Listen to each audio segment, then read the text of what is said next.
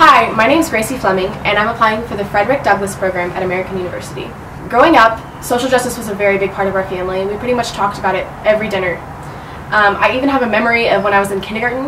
I skipped school to attend an anti-war protest with my sister, who was in college at the time. That same sister now works as a policy director for a nonprofit in Kansas City, working for societal change through religious organizations. Because of that, I've been involved in the political climate since my early teens, and I have worked petitioning, with activism, protesting even, and public speaking. While I loved all this amazing work I was doing, I was kind of feeling like it was more nurture rather than nature. I wanted to find what I really cared about for myself rather than what my family cared about. Though I cared about social justice, I needed to find my own path. That's when I decided to run for the Kansas City Youth Commission. After waiting months for a decision, I was elected to the commission, and then I was elected president and board chair. It was the commission's first year, so we had pretty much no agenda at all except for, being visible to the public. The number one issue on my personal agenda was, and continues to be, the dividing line in Kansas City, Troost Avenue. Due to racially restricting covenants in Kansas City, this racial dividing line has become a socioeconomic dividing line, a life expectancy dividing line, and an educated dividing line. I knew I wanted to make needed change to this city, but I didn't know where to begin. Around the same time, the Ferguson grand jury decision and death of Mike Brown left all of Missouri with heavy hearts. At my school, St. Teresa's, fervent voices fell silent, scared of offending their peers with different opinions on the tragedy. The very day of the decision, I was asked only 4 hours in advance to give a speech on race relations. I was speaking as the president of the Youth Commission, but also a person knowingly benefiting from the way these skewed systems are set in place.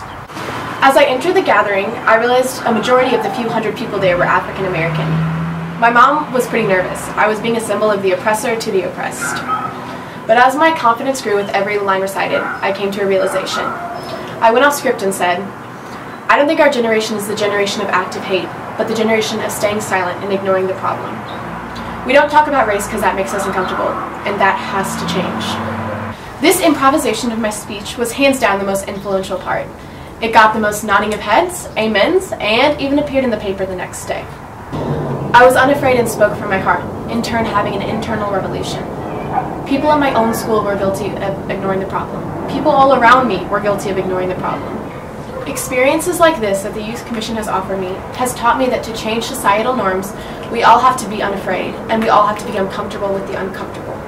Troost isn't going to change unless we discuss Troost. Ferguson's legacy lives on whether the grand jury is still in session or not. Youth Commission opened my eyes to the need for discussion and the unilateral agreement that we need systemic change to come from the people. We can't change the communities if we aren't a part of the community.